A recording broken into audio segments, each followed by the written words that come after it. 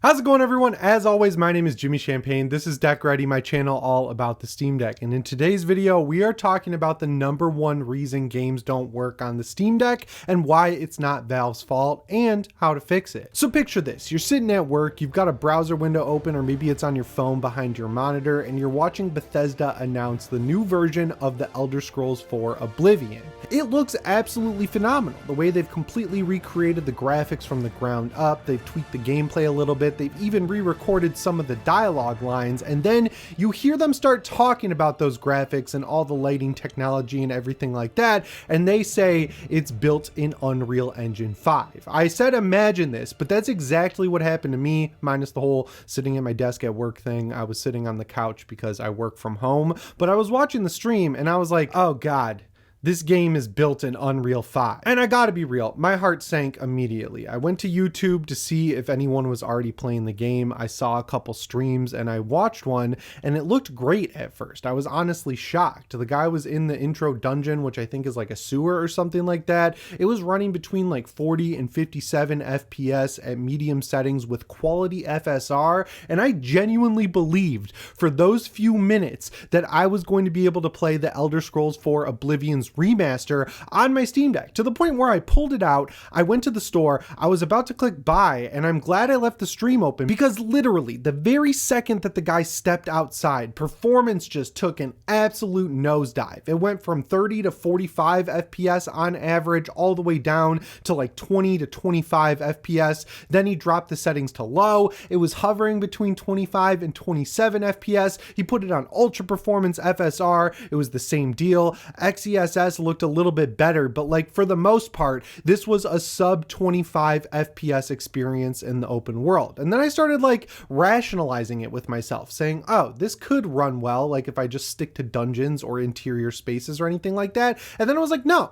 that's stupid. You have set a hard rule to not buy Unreal Engine 5 games because you've been burned so many times before over the past year that you just shouldn't buy this. Hopefully they patch it, but if you look at the track record of every other Unreal Engine 5 game, it never gets patched and they're just going to sit there and wait for you to buy better hardware. So I started digging. I tried to figure out why exactly it is that every single Unreal Engine 5 game that comes out has the exact same issues. It either hammers the out of your CPU, which causes your GPU to not be utilized. It has traversal stutter so that when you move between different parts of a level, you'll see a big frame spike no matter what frame rate you have it locked at, no matter what VSync you're using, no matter what settings, no matter what resolution, you will see a big stutter when you move between parts of the level. It is terrible in Silent Hill 2. Look up videos of that if you want to see what I'm talking about because you are lucky enough to have not noticed it. Or when you see that shader compilation menu, which should be a good thing when you start up a game and it goes through all the thousands of shaders that are in the actual game,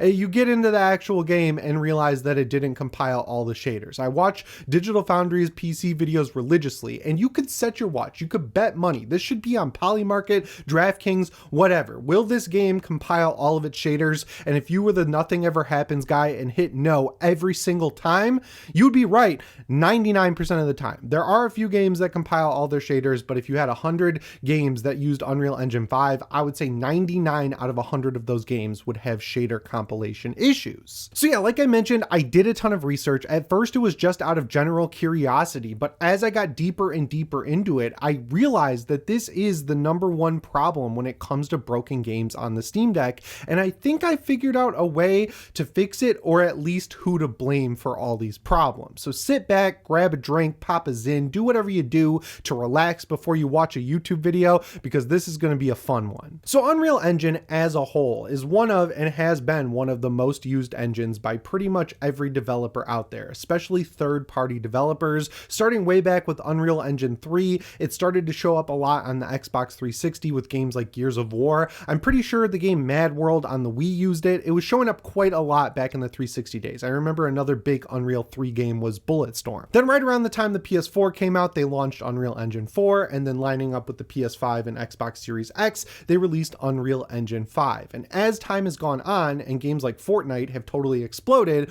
Unreal Engine 5 has gotten increasingly more popular as time has gone on. But why do developers use it so much? The first reason a ton of developers use Unreal Engine 5 instead of competing engines or developing their own is because it's really easy to just build a game from the ground up with the tools provided by Unreal Engine. If you need assets to fill out your world or make a tech demo, they have an asset store where people who make trees or buildings or materials, they upload them to the store. You can buy the license for that asset and use it to your heart's content in your game. If you want to put characters in your game and have them animate correctly, which I'm sure you do if you're building a game, you can do that within Unreal Engine. It has full character rigging. They even have like a separate software tool for building out metahumans, I think is what they call them. If you want advanced lighting, there's Nanite and Lumen. They even have their own upscaler with TSR is what I'm pretty sure it's called. So basically, if you're building a game, instead of using a bunch of different tools and plugging them into your engine, you can just download the SDK for Unreal Engine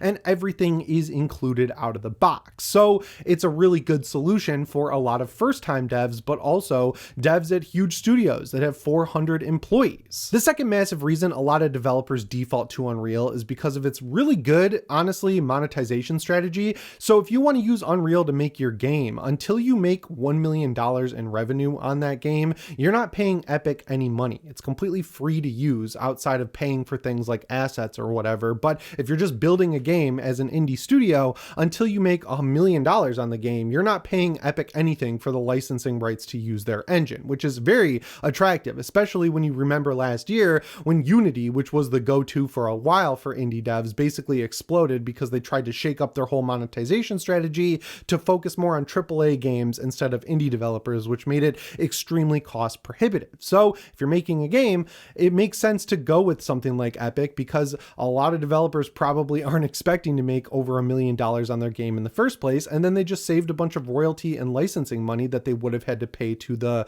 engine maker otherwise. Also, because Epic is so big, they can afford to send people out and talk to developers and say, hey, here's our licensing deal for this engine. It's pretty attractive. So even when you look at other engines like CryEngine, which have licensing of the engine, they don't get the word out as well as Epic because they simply don't have the same cash flow as Epic to spend on things like that. And then if you look at other great engines like id Tech, those are proprietary to companies like id, and they're not allowed to be used outside of Bethesda or now Microsoft, who are their parent company. So there aren't a ton of engines that can be used by new indie devs. You basically got Unity, Crytek, Epic, and maybe a couple more like GameMaker or something like that. But a lot of the other great engines like Frostbite, which has gotten good over the past couple generations, aren't available to indie developers unless they sign with EA as the publisher. Another reason developers consider using this engine right out of the gate is because it's so ubiquitous, which means they have a huge hiring pool of people, right? Like if every developer under the sun, whether it's Microsoft, Sony, a third party, or anyone else is using Unreal,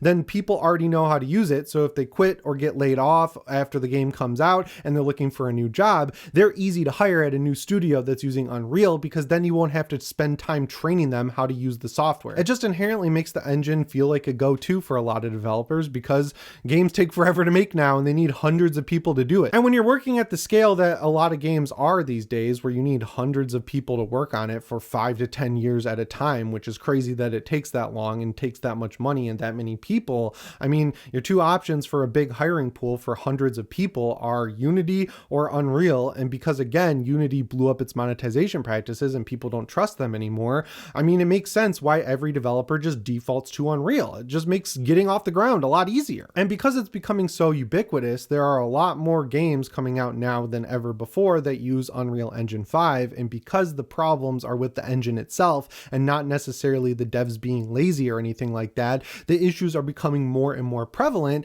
and it's not good. I mentioned in the intro that the game that inspired me to make this video was Oblivion Remaster. I mean, it's a 20-year-old game and it looks amazing in its remastered form, but like, I don't want to spend $50 on it if I know I'm going to have to play IT tech support when I finally sit down for my 2 hours of allotted gaming time I give myself every night, because that's just going to eat up my whole night. It's going to leave a sour taste in my mouth. It's going to make me not want to go back to that game. And if I spend more than 2 hours kind of setting it up and getting it to as close of a rock solid frame rate as I can without stuttering, it's going to go over the 2 hour limit and I'm not going to be able to refund it, and I'm going to be mad for days or weeks and even months later. And if you're like the biggest diehard Unreal defender out there, I'm just going to give you quick examples of games that all have the same issues to prove that it's an issue with the engine. The most major one in recent memory is Star Wars Jedi Survivor. Jedi Fallen Order had issues like this, where when you would traverse between different parts of the level, since it is an interconnected Souls-style Metroidvania,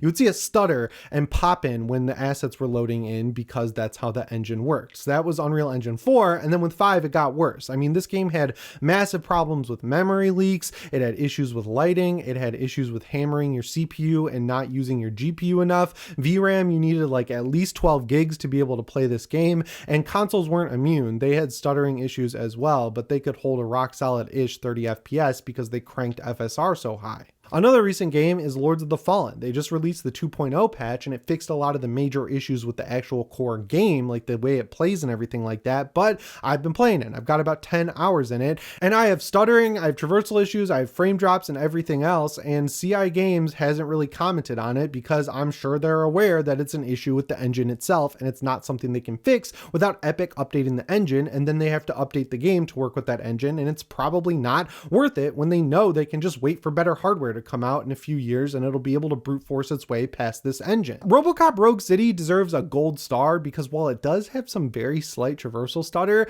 it uses big chunks of levels where it's all loaded in when you load into the actual level, because it's not really an open world game. So in my 10 to 12 hours it took me to beat that game, I think there were like 2 or 3 instances of traversal stutter, but outside of that, it didn't have a ton of the issues. So I don't know what Teon did, like if it's the smaller scale of their game or the fact that they reuse a lot of assets throughout the game or what, but it didn't have shader compilation issues like so many other games did. And in my experience, it ran really well, not only on my PC, but on my Steam Deck. Like, you can set it to FSR balanced and run it at medium low settings and get pretty much a rock solid 30 FPS. I think that's the best performing Unreal 5 game on the Steam Deck. So that one is a little bit of an outlier, but it did have traversal stutter. And then the last big disaster of a game, of course, is Redfall. This was one of the first big Unreal Engine 5 games, and it was a mess. I played it early. I went to a preview event that Bethesda put on, and I was blown away that it was just a month before the game came out and it was performing as bad as it did. It was stuttering, it was having pop-in issues, it was having traversal stutter, and it could barely hold 40 FPS. I was going to say 60, but it couldn't even hold 40 FPS. And I was like, this game is nowhere near ready. So I quit to the desktop when they weren't looking, and I looked at the specs of the computer. I'm 99% certain it was like a 4080 at the time, and it was using a pretty damn good CPU. And then the game came out and it had all the same issues, but none of the previews really talked about how bad the performance was, and that was not good for the game as a whole. So the reason I bring those games up is not to take the devs to task, but to just point out that it's not their fault. It's the engine they're using, and that decision was probably made by someone way above them, and they're forced to use it. And even if they wanted to fix a lot of the stuttering, traversal, and GPU utilization issues, they basically are forced to wait for Epic to do it, and Epic's not doing it. So why is that? The reason is weird but pretty simple. Traditionally, Unreal Engine was made for video games exclusively, but with Unreal Engine 5, Epic has stepped into the world of TV, movies, and stage productions, where The Mandalorian is using the volume, that giant screen. All of the environments are created in Unreal Engine. The Batman from 2022, I want to say,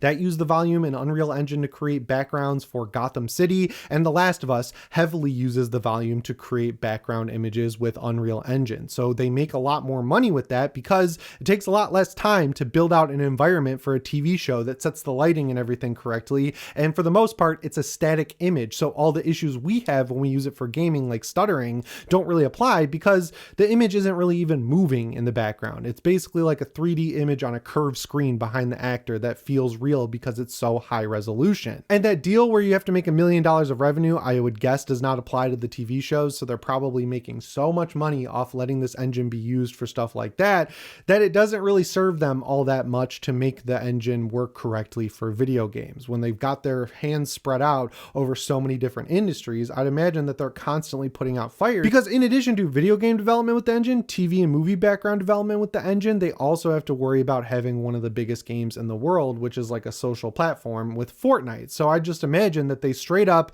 don't have the time, energy, manpower, or even really desire to fix this engine to make it work correctly, because up until now, games that use Unreal Engine 5 have been selling just fine, mainly because every game is using them and people want to play games on their console or their PC. As Steam Deck gamers though, we all know that Unreal Engine 5 is a kiss of death. I mentioned that RoboCop runs well on the Steam Deck. The only other game I could think of that you can get decent performance out of that uses Unreal Engine 5 on the deck is Jusant, which is like a slow-paced mountain climbing game. It runs at around 30 FPS at medium to low settings with FSR, but outside of that, every game from Jedi Survivor all the way up to the new Oblivion remake is going to be a sub 30 FPS experience at the lowest settings using upscalers cranked to performance. And I was like, is it Valve's problem to fix? Could they make new hardware like the Steam Deck 2 that will be able to run games in Unreal Engine 5? Or is it Epic Games' problem to fix because their engine is straight up broken in a lot of ways? And